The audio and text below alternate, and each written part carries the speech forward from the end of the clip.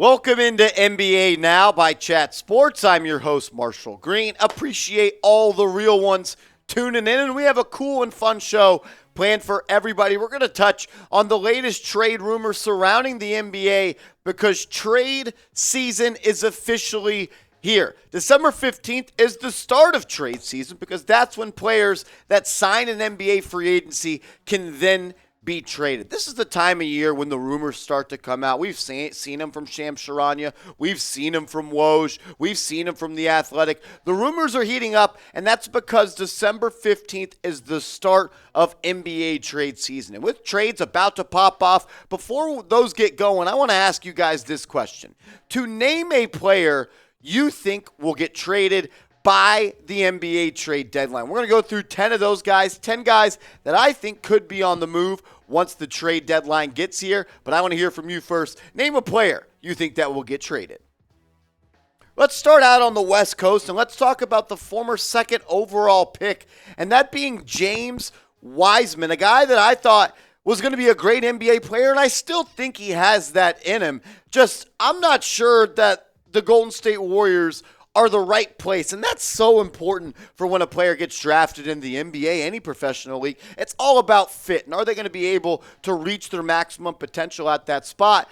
And Wiseman has just not been able to do that with the Golden State Warriors. He's played in just 12 games this year. He's been sent down to the G League. I don't know if it's a locker room thing, a teammate thing, an attitude thing. We know he's battled back from injury. Only playing in 12 games this year, though, even with the Warriors somewhat struggling, is kind of frustrating, I would feel like, for Wiseman, and doesn't make all that much sense to me. We know the kid is talented. He can score. He can put it on the deck. He can stretch the floor a little bit. He's got a nice soft touch.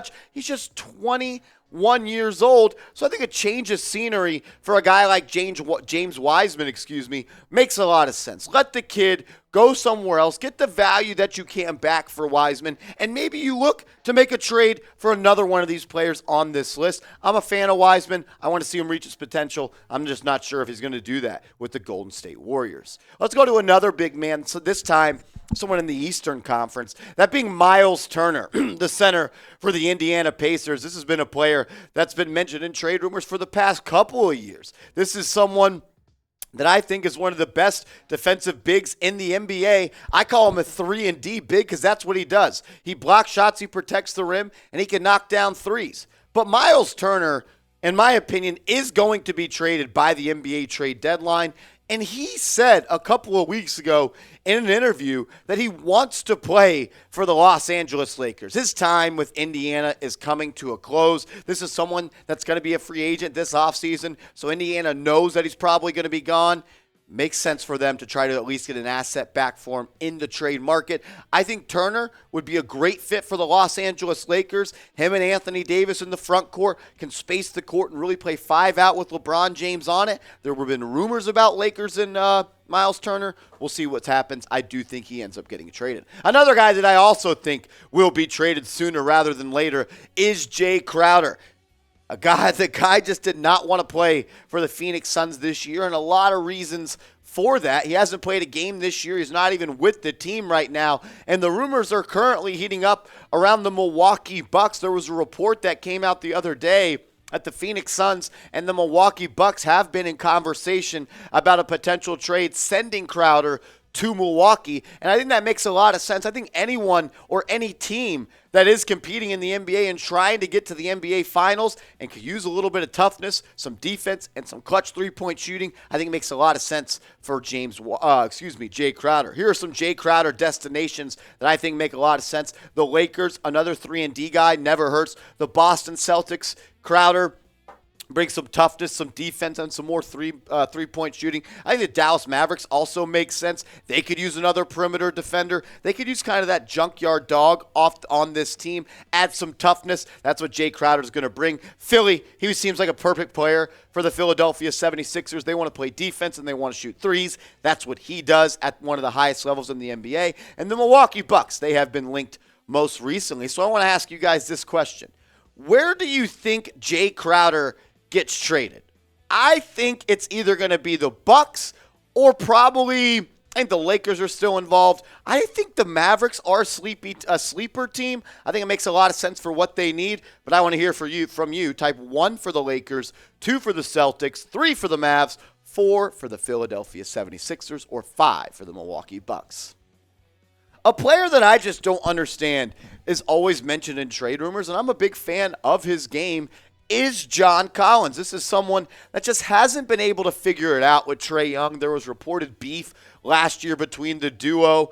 I mean, the Hawks are a mess at this current time. They went all in on the DeJounte Murray trade, trading 3 first-round picks, and it has made them a better team.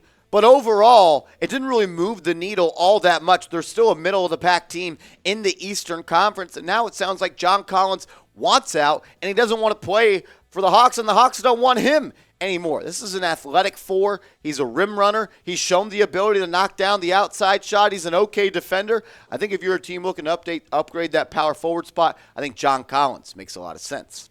Another player that was already traded earlier this year. What about Bojan Bogdanovic, the small forward, as I like to call him, one of the best scorers in the NBA?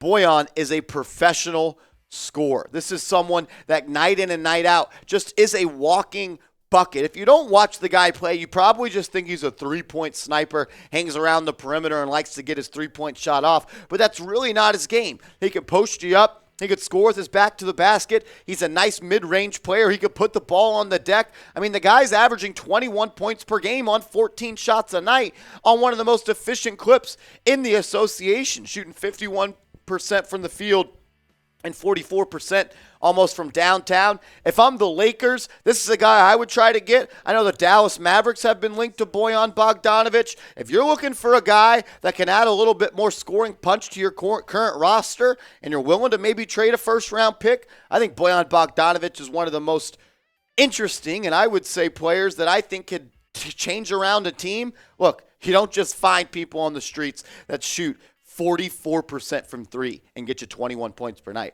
Bojan is a professional scorer. Before we get to the rest of the trade targets, I want to give a huge shout out to today's sponsor, Rocket Money. Get hooked up with them and cancel unnecessary subscriptions by just the tap of a finger. Go to rocketmoney.com/NBA now.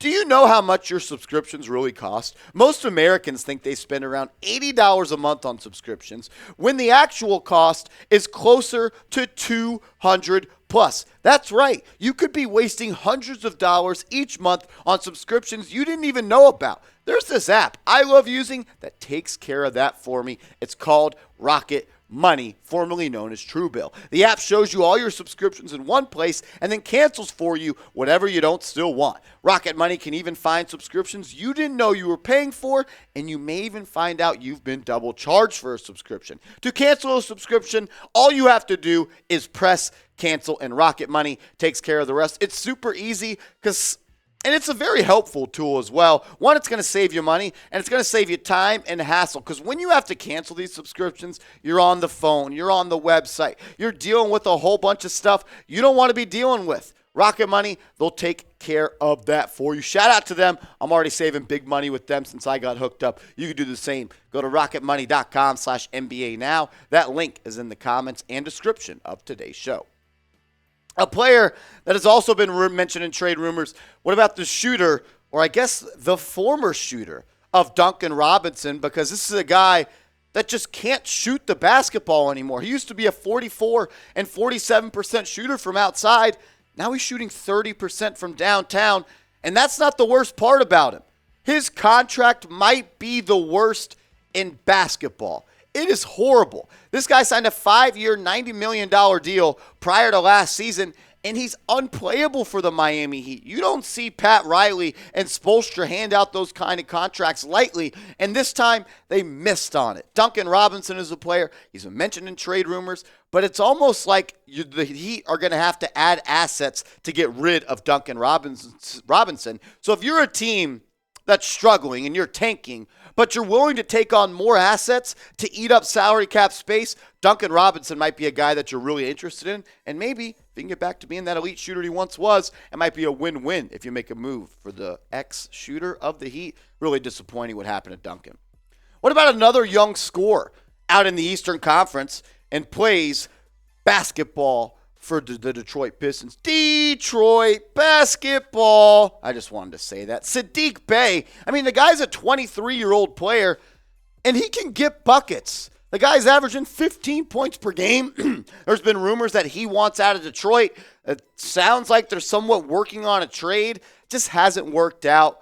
And look, they're not trying to win basketball games. If they can get a future pick for a guy that's going to hit free agency in a couple of years, why not do it? But if you want to take a flyer on a guy that can get you 15 a night and shoot it at an okay percentage but is somewhat inefficient, take a chance on him, get him in the right system. Maybe you think he becomes a viable piece later down the line. I'd be interested in a Saddiq Bey trade if I was a rebuilding team. What about Christian Wood? I thought this was going to be a move when the Dallas Mavericks made it in the offseason that was going to catapult them to being a solid team in the West after they lost Jalen Brunson to one of the best. I thought that could have been the Robin to Luka Doncic's Batman. And I don't want to say it completely hasn't worked out, but it hasn't lived up to the expectations that a lot of people have. I mean, the guy's still having a great season. We'll show those stats here in a second, but sounds like he's upset with his current role. He wants to be a starter. They have him coming off the bench, wanting to be a high-energy guy. And really, that's just not his game. He's just a guy that gets buckets and does it at an extremely high clip. I mean, the guy's averaging 16.7 rebounds, 54% shooting, and 40% from downtown. I like Christian Wood a lot. Sometimes it's just about fit. I think they will find a way to figure it out in Dallas. The guy is just too talented to not get major minutes. Look at the production. He's matching what he's getting paid. I think it was a great trade by the Mavs. I'd give it some more time before I punt it on a guy like Wood. You don't find 7-footers that can give you 8 rebounds and shoot 40% from downtown, and that's what Wood is. He's a solid player. If he is traded, I expect him to have a lot of trade interest. And if a trade goes down with Wood or anybody on this list, we're going to be breaking it down on this channel, youtube.com/chatsportstv. We put out videos almost every single day on not just the NBA, college football, NFL, XFL. If it's a sport, we cover it here on the channel. Help us get to 400,000 subscribers. Go down right now. Hit that big red button. What about one of the bigger names in the NBA right now? A guy that's just on a team that really doesn't have a direction. He was benched a couple of days ago, or I guess that was a week ago at this point, Zach LaVine, and he spoke to the media and said, I'm the kind of guy that you play down the stretch. The Bulls are just mid. They are what they are. They're not good. They're not bad. They're mid. And it's because of injury. You look at a guy like Lonzo Ball, not having him changes the whole dynamic of that team, because you have Lonzo, LaVine, and DeRozan with Caruso off the bench. That's a great backcourt. That's a defensive-minded backcourt. Right now, the Bulls are just full of chuckers, and they're not a bunch of full makers. And when you look at this contract for Zach LaVine, he signed that Supermax in the offseason.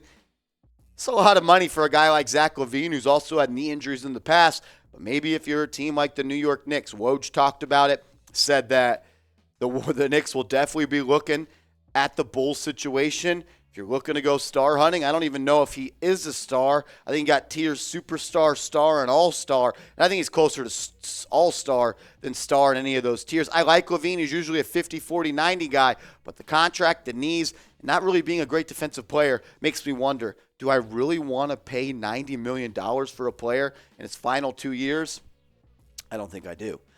What about Tobias Harris, Toby, for the Philadelphia 76ers? A player that has talent. He's a good player, no doubt about it. I just sometimes wonder if he's in the right system. I feel like if he played for a bad team, this is a guy that could average 25 per night, and he's having a good season. He's averaging like 17, 18 points per game, shooting 40% from downtown. But if you're going to move him, it's just like LaVine, it's just like Robinson. It's going to come down to this contract. Last year, he was making $35 million. This year, he's making $38. Next year, he's making $39. Then he'd be an unrestricted free agent in 2024. I'm not sure if the Sixers love to fit with him because he's kind of a tweener, and a tweener can be a good thing and a bad thing. And I think in this situation, it's not the best because he's not really a wing and he's not really a power forward, but he plays best at that small ball 4, which I'd like to actually see the Sixers do a little bit more of. But he's a scorer.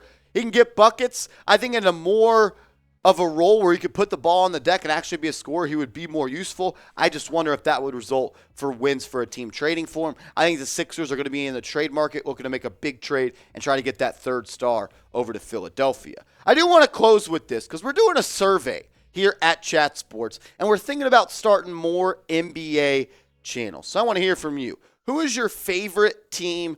Down in the comment section, let us know. Maybe we'll start a channel with your favorite team. Also, give me a follow on Twitter at @MarshallGreen_. I'm tweeting about the NBA, the NFL, a lot of stuff over on Twitter. I think I'm a pretty cool follow. My mom says the same. Give me a follow at @MarshallGreen_.